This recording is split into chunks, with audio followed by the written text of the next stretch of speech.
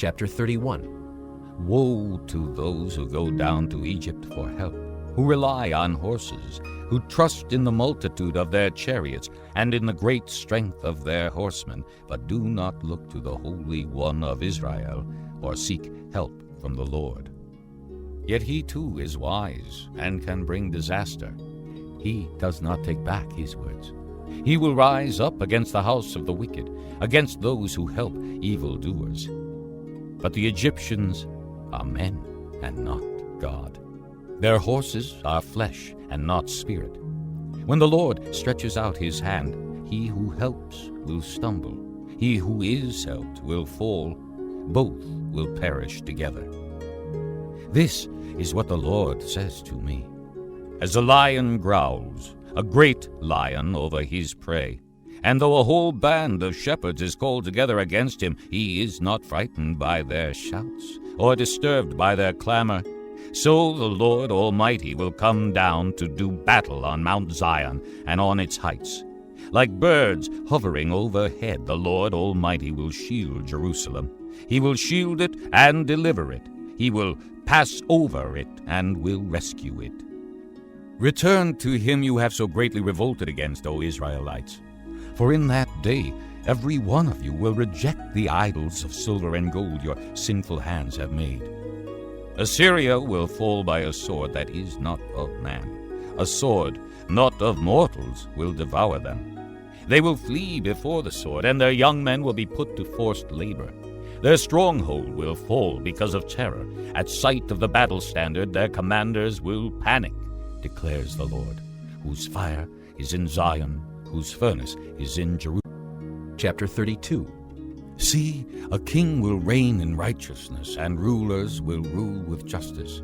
Each man will be like a shelter from the wind and a refuge from the storm, like streams of water in the desert and the shadow of a great rock in a thirsty land. Then the eyes of those who see will no longer be closed, and the ears of those who hear will listen. The mind of the rash will know and understand, and the stammering tongue will be fluent and clear. No longer will the fool be called noble, nor the scoundrel be highly respected. For the fool speaks folly. His mind is busy with evil. He practices ungodliness and spreads error concerning the Lord.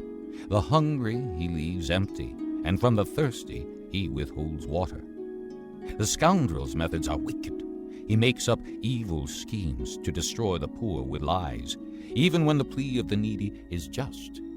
But the noble man makes noble plans, and by noble deeds he stands.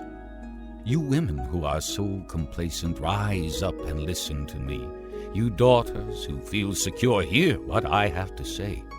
In little more than a year, you who feel secure will tremble. The grape harvest will fail, and the harvest of fruit will not come.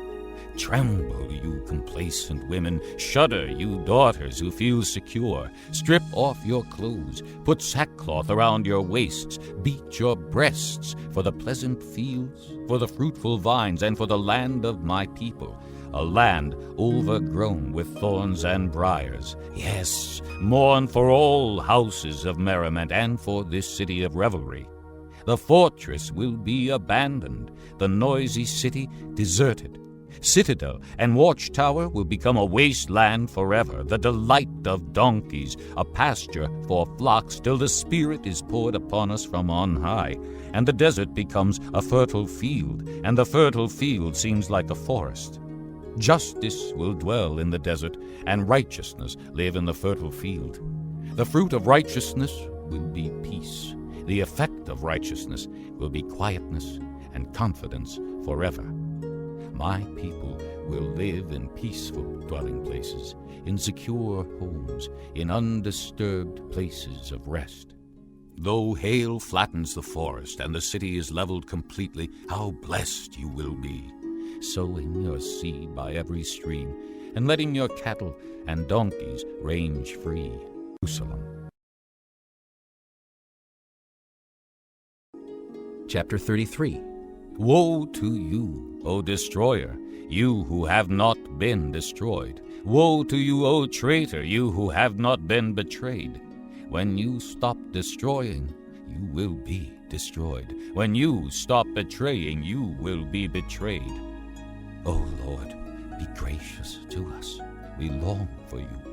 Be our strength every morning, our salvation in time of distress. At the thunder of your voice, the peoples flee. When you rise up, the nations scatter. Your plunder, O nations, is harvested as by young locusts. Like a swarm of locusts, men pounce on it. The Lord is exalted, for he dwells on high. He will fill Zion with justice and righteousness. He will be the sure foundation for your times, a rich store of salvation and wisdom and knowledge. The fear of the Lord is the key to this treasure. Look, the brave men cry aloud in the streets. The envoys of peace weep bitterly. The highways are deserted. No travelers are on the roads. The treaty is broken. Its witnesses are despised. No one is respected. The land mourns and wastes away. Lebanon is ashamed and withers. Sharon is like the Arabah, and Bashan and Carmel drop their leaves. Now will I arise, says the Lord. Now will I be exalted. Now will I be lifted up. You conceive chaff. You give birth to straw. Your breath is a fire that consumes you. The peoples will be burned as if to lime. Like cut thorn bushes they will be set ablaze.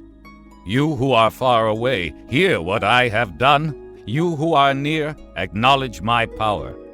The sinners in Zion are terrified. Trembling grips the godless. Who of us can dwell with the consuming fire? Who of us can dwell with everlasting burning?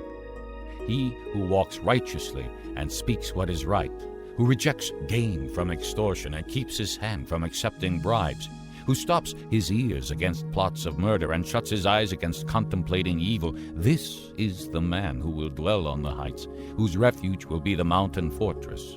His bread will be supplied, and water will not fail him. Your eyes will see the king in his beauty, and view a land that stretches afar. In your thoughts you will ponder the former terror. Where is that chief officer? Where is the one who took the revenue? Where is the officer in charge of the towers?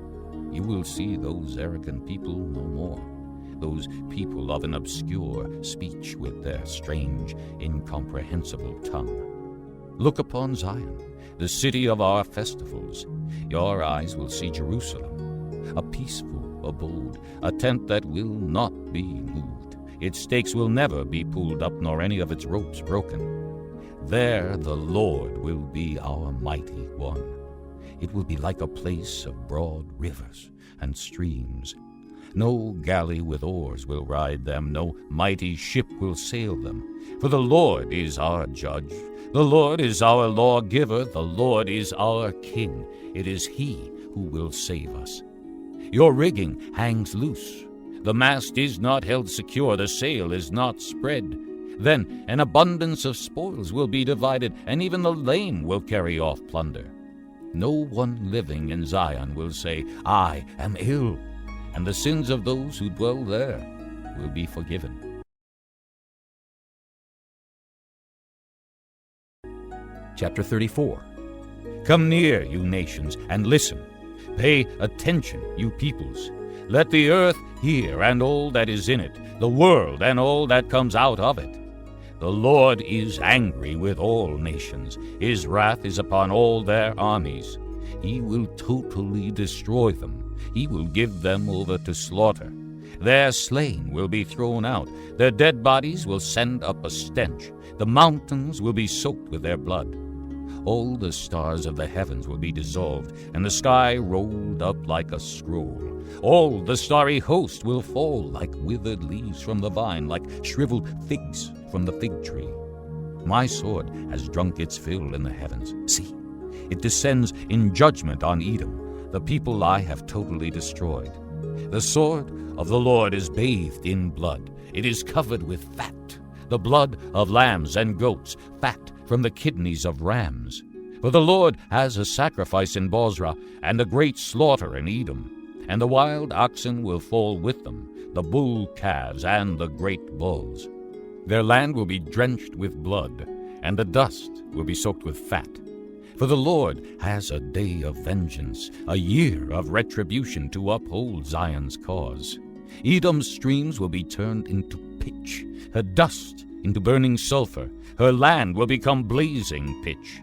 It will not be quenched night and day. Its smoke will rise forever. From generation to generation it will lie desolate. No one will ever pass through it again. The desert owl and screech owl will possess it. The great owl and the raven will nest there. God will stretch out over Edom the measuring line of chaos and the plumb line of desolation. Her nobles will have nothing there to be called a kingdom. All her princes will vanish away. Thorns will overrun her citadels, nettles and brambles her strongholds. She will become a haunt for jackals, a home for owls. Desert creatures will meet with hyenas, and wild goats will bleat to each other. There the night creatures will also repose and find for themselves places of rest. The owl will nest there and lay eggs. She will hatch them and care for her young under the shadow of her wings. There also the falcons will gather, each with its mate. Look in the scroll of the Lord and read. None of these will be missing. Not one will lack her mate. For it is his mouth that has given the order, and his spirit will gather them together. He allots their portions. His hand distributes them by measure. They will possess it forever and dwell there from generation to generation. Chapter 35. The desert and the parched land will be glad. The wilderness will rejoice and blossom. Like the crocus, it will burst into bloom. It will rejoice greatly and shout for joy. The glory of Lebanon will be given to it, the splendor of Carmel and Sharon. They will see the glory of the Lord, the splendor of our God. Strengthen the feeble hands, steady the knees that give way. Say to those with fearful hearts, be strong, do not fear. Your God will come. He will come with vengeance. With divine retribution he will come to save you. Then will the eyes of the blind be opened, and the ears of the deaf unstopped. Then will the lame leap like a deer, and the mute tongue shout for joy.